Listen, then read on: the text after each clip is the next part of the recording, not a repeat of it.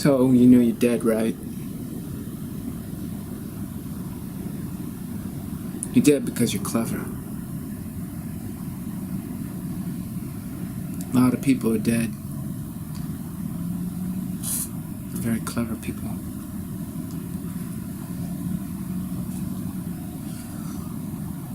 You want the sense of being alive, but you're just too clever to be alive, you know? You're just too clever.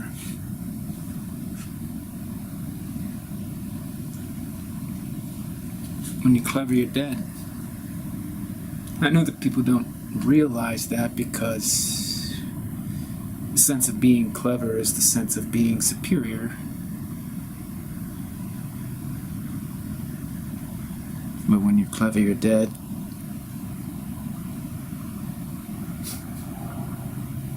You're not gonna get that. No one gets that. People are too clever to realize that they're dead.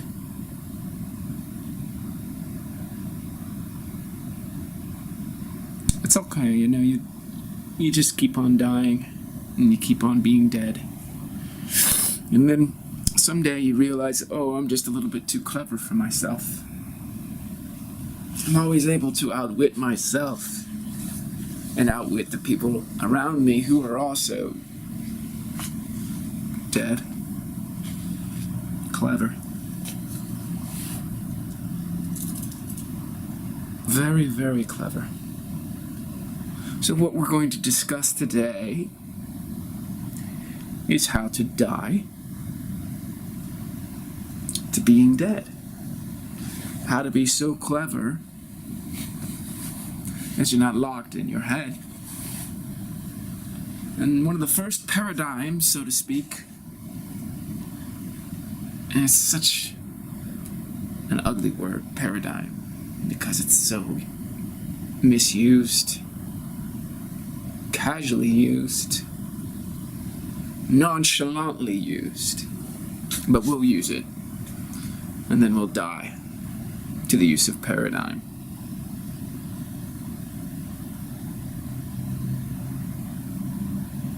Where was I?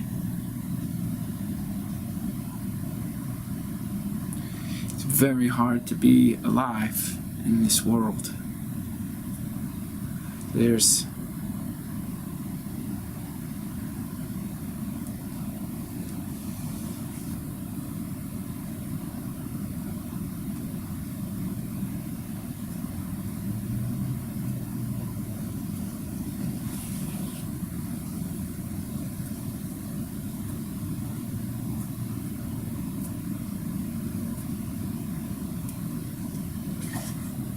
he's like around my head all day, giving me this great philosophizing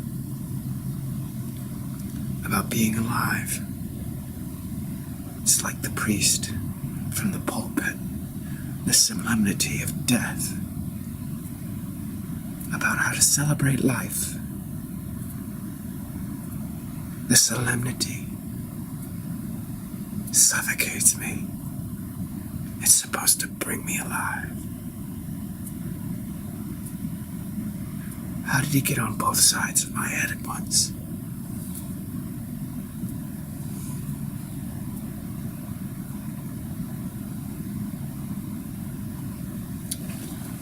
So anyways, you've been educated. Haven't we all? What I'd like to review with you today is how to uneducate yourself. Become free. Like me.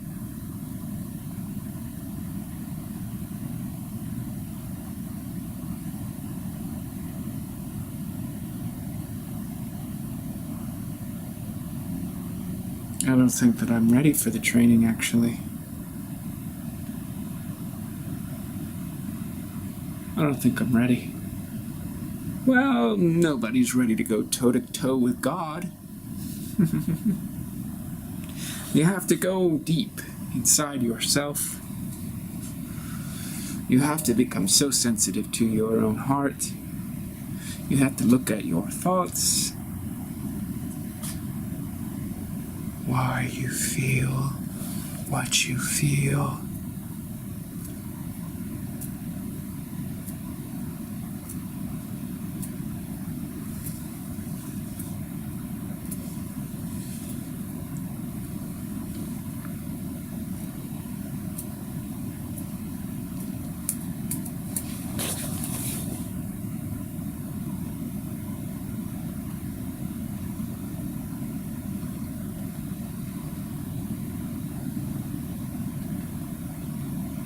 He's like a distant memory now. My first coach.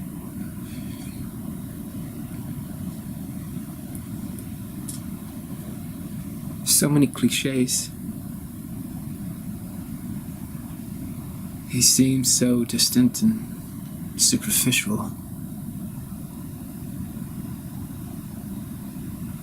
But before him, I didn't even have any notion of depth, really.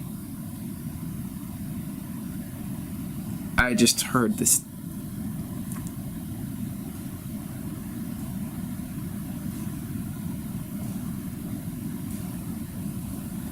And I don't know if you hear that.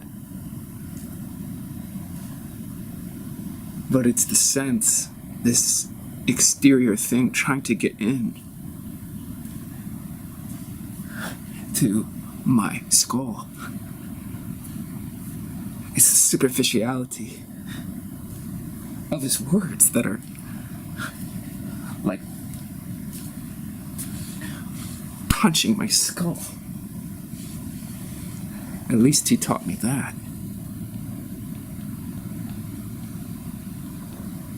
I'm surprised I don't have an intellectual concussion.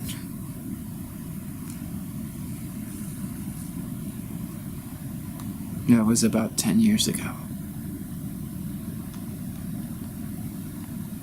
Saw him on a street corner, pacing around like this. Really deep, almost paralyzed in contemplation.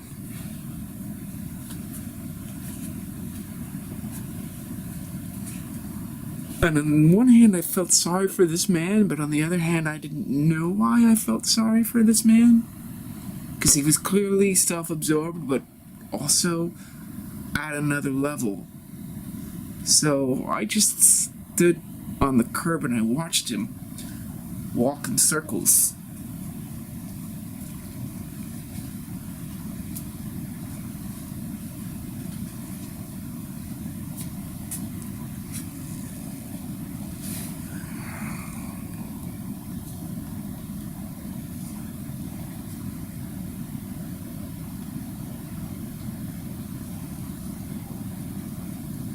Who are you?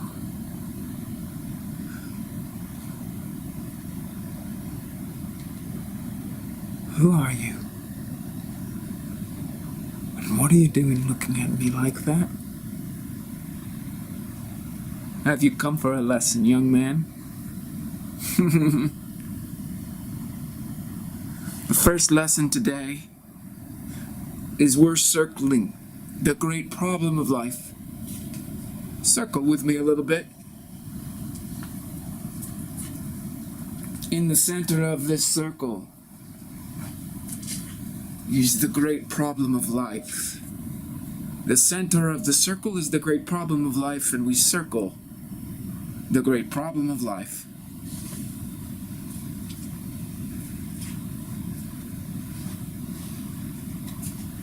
Now, young man, since you're sitting here on the curb staring at me, can you tell me the great problem of life?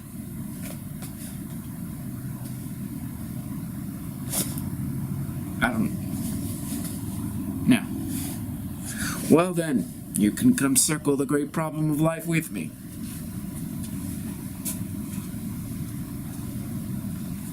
The great problem of life.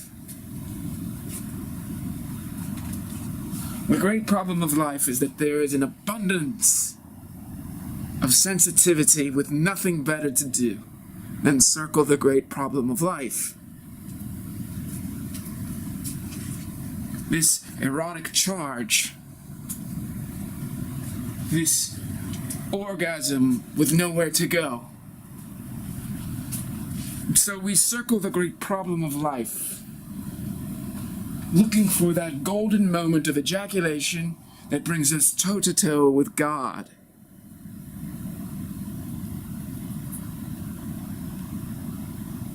I had no idea what he was talking about, but I had never heard anybody talk like that before. So I signed him up as my first life coach, and I started to circle with him on that random street corner. And sometimes it was like we were in the Olympics or in a gym with acrobatics, because he would walk in front of me along the circumference of so-called circle and then turn around and discourse like this. Like he was swimming or something, I don't know. And he would talk to me. And then I would be like, wow, and I'm blown away by his wisdom as we circled the great problem of life. Aristotle was a peripatetic. This guy was a peripatetic. It means to just walk around, discourse on the nature of reality. And he told me that the great problem of life, and circling the great problem of life, was coming toe to toe with God.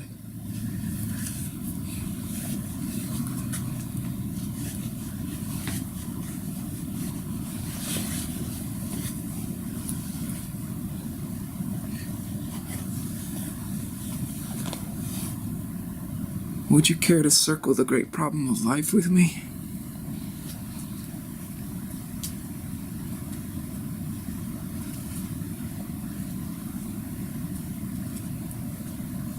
And then one day, we had been training together for a good 3 or 4 years. I would meet him a couple times a week.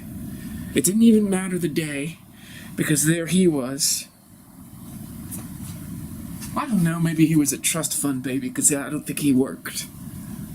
And maybe he just went to the local bodega and got his falafel or gyro. I never know how to pronounce that word, but and then he would eat it with some kind of soda or tea and chips, and then he'd go back out on the curb and he would just circle the great problem of life. And this guy was probably in his 50s or something, I don't know. And I was like, can I pay you anything for your time, for your coaching? And he was like, we're circling the great problem of life. Get in line.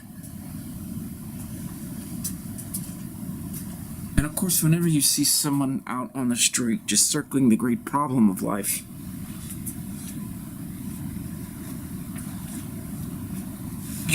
you get really curious. And so he had like 10 people sometimes, 15 people. Every once in a while there were 20 people in a circle following him, and then he would turn around and start discoursing to everybody. But it was usually just a variation on the same thing over and over and over again, which made me think that he was not very deep, but he was committed. He understood that the repetitive action of circling the great problem of life was somehow its own resolution.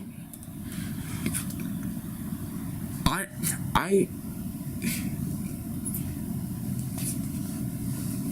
stopped him one time. I was just like, hold the fuck on. It was only the two of us, and he was going backwards like this, talking to me, circling the great problem of life. And I was like, can we just hold on for hold on for 1 second. And he stops. You don't want to stop a life coach in mid-stride, because they are obsessed with the answer to the great problem of life. I call him a life coach, but he was really more like a philosopher. He just looked at me like this.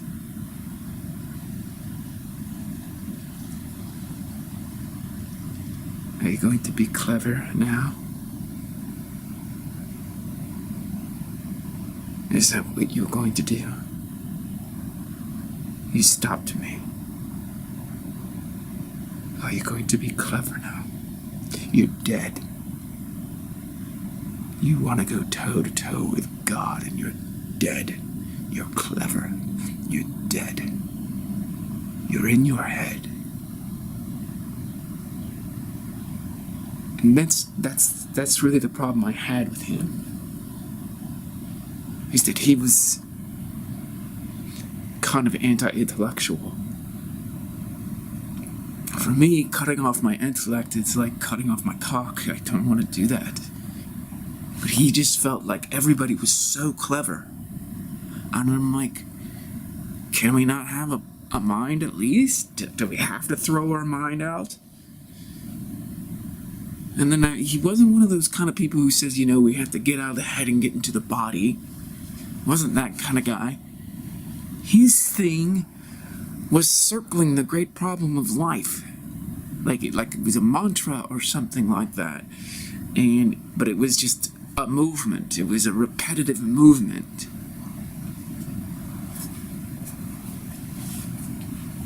So I'm like, okay,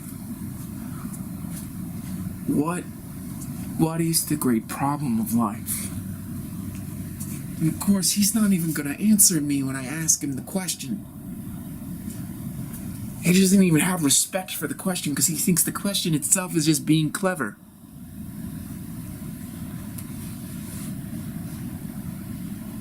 So you're stopping me and asking me to give you an answer. It's not going to happen. I give you an answer, you're just going to be clever. This isn't about being clever, it's about circling the great problem of life. You've got to bear down, and you have to be completely focused and concentrated on the great problem of life. So we don't get clever about these things. We don't have sophisticated intellectual perspectives on the great problem of life. What we do is we generate the great problem of life by circling it. What? That makes no sense. That was a complete fucking piece of crap. How do you why would you generate the great problem of life anyways?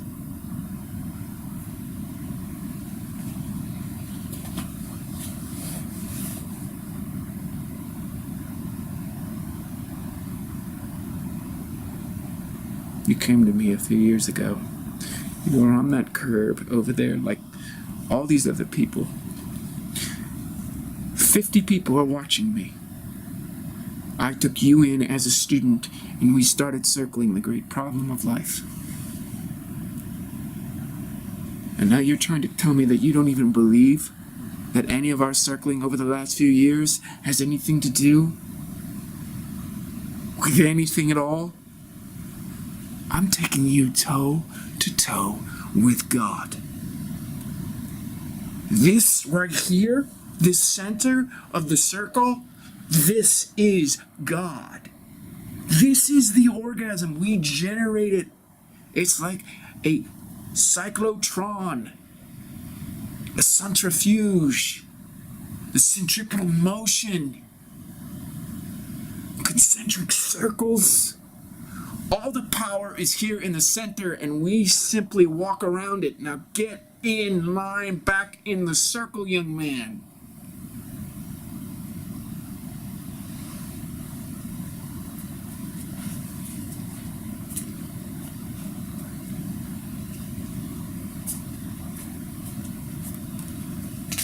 I was getting depressed.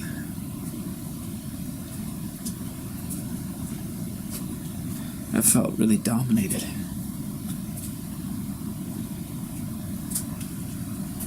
What am I doing? My ancestors, do you think that they just circled something that didn't exist? Here I am in the 21st century, 2019, years after I left my first life coach. I'm looking, I can't find another life coach. I can't find another philosopher. There's no philosophers out there. Because once I realized my first one was correct, I couldn't find another one because everybody's too clever.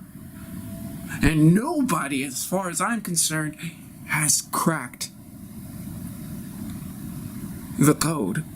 Nobody, as far as I know, knows. And they certainly don't know what's in the center of the circle.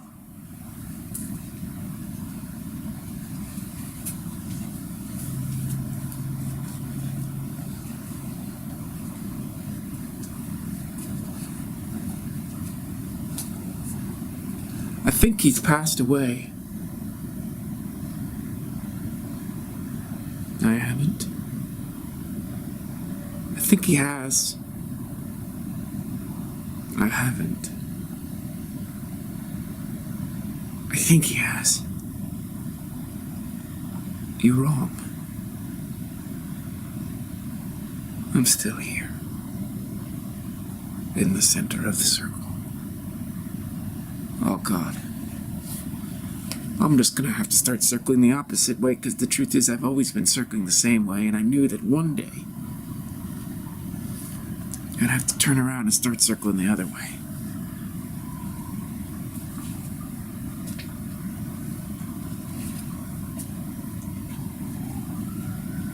And no, this was not an allegorical contemplation on existentialism and all that, and waiting for Godot and Kierkegaardian, Nietzschean this and that, eternal return and Ubermensch and whatever. It's not that. That's just too clever.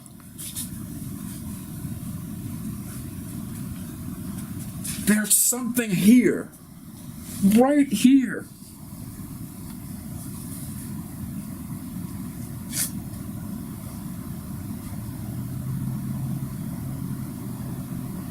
There is. There's something here. Oh, I just stepped in it. Oh, God. So, in lieu of an actual coach, I started to teach myself things.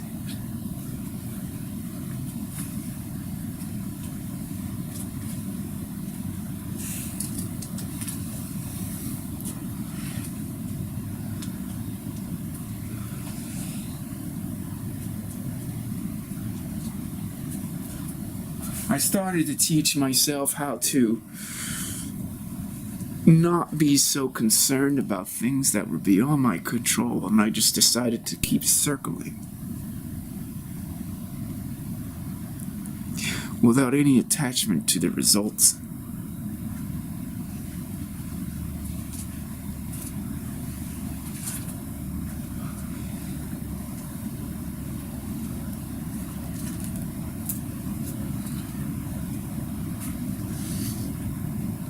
It's really hard. I get really attached.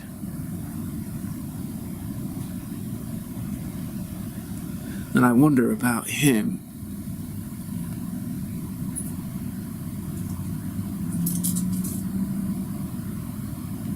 Who was this man?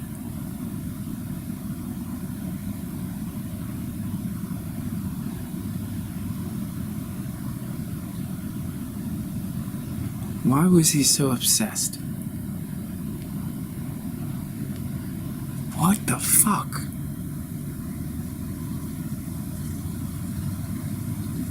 That guy just kind of stopped me in my tracks, honestly.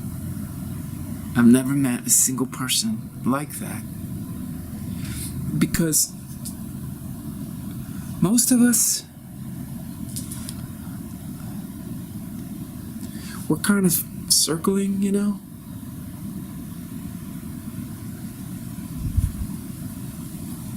But we don't know that. We're circling. And we kind of think that there's something in the center of the circle, that's why we're circling, but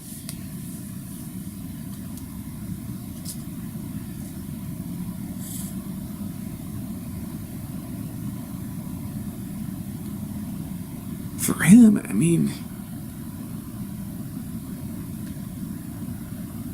he didn't trust the clever people. And for me, I'm like, well, I'm clever. Why can't I just be me? And he would just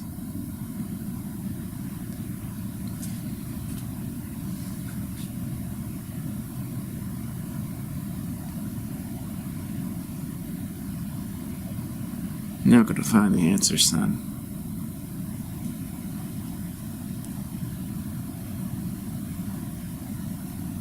You're looking for an orgasm.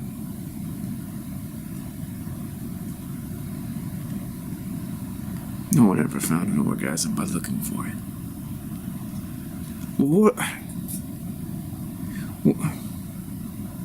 What are you doing?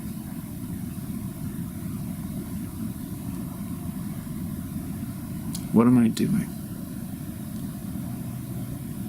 Don't you just want to keep circling with me? Keep going around the problem? No, I don't. I want there to be a life where there are no more problems. Because I don't think this is real. I don't think problems are real.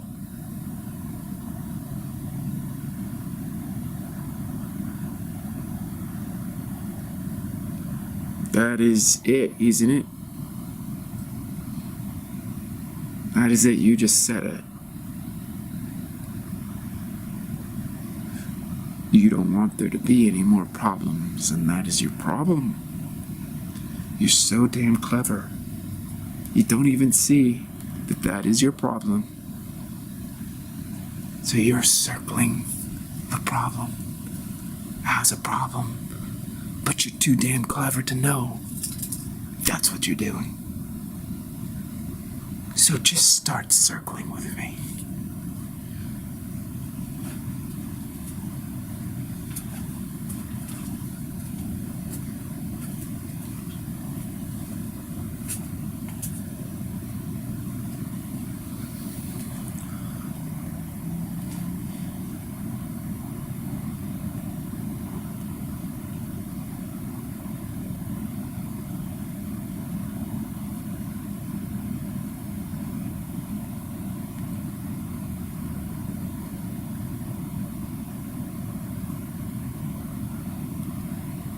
I've circled so many times.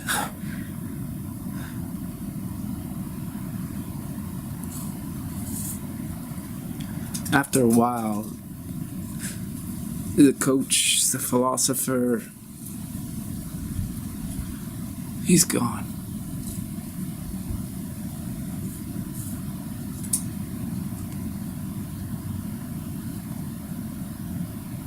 He's gone. I'm just circling.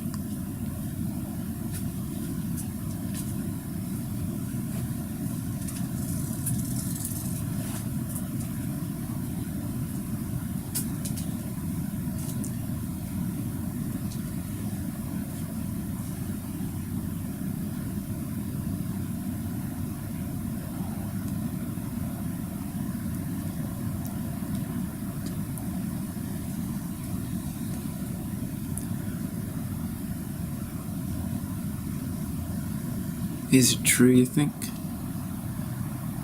What he says? You're just too clever. That's how they got you in the cage in the first place.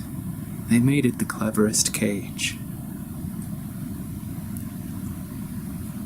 But sir, aren't you just really clever, too?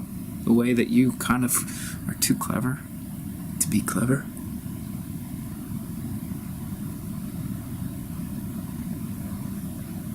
How can you possibly find relief in circling the great problem of life? That doesn't make sense to me. I'm so sorry. I don't mean to disrespect you. I respect my elders, but it seems to me that you've outwitted your cleverness by becoming dumb.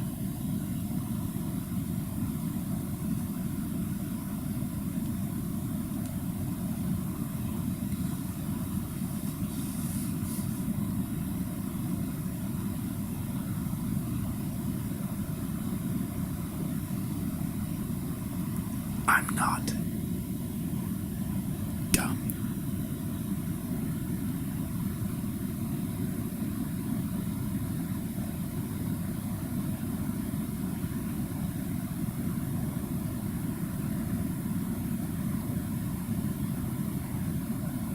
I have circled the great problem of life and gone toe to toe with God. And when I circle the great problem of life for decades, and you thought I just appeared because you undertook the circling yourself, you forgot about me. What do you think I was doing the whole time? Where do you think I was the whole time?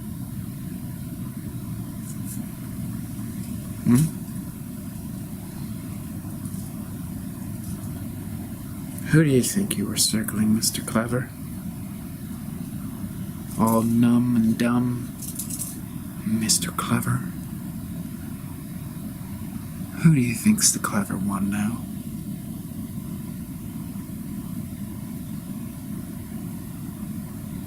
You circled the great problem of life. You're telling me that the great problem of life doesn't exist and that you're creating it? Because life's a problem for you.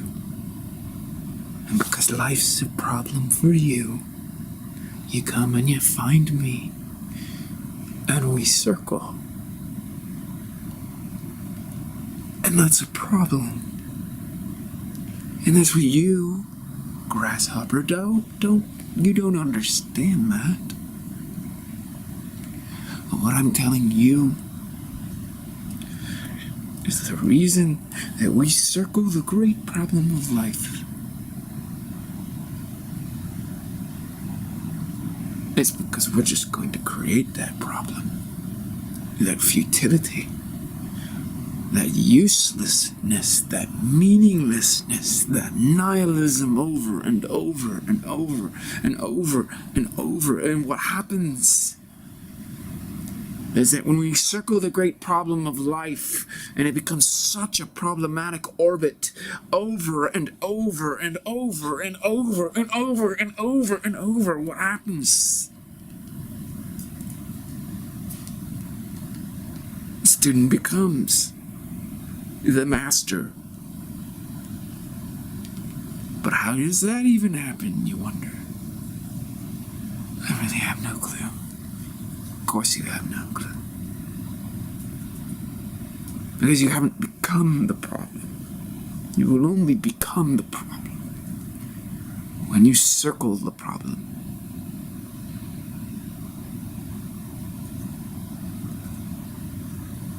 See, you've been out here for decades circling the problem to become the problem.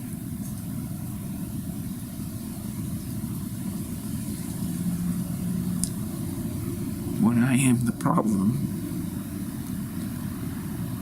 there's no more problem.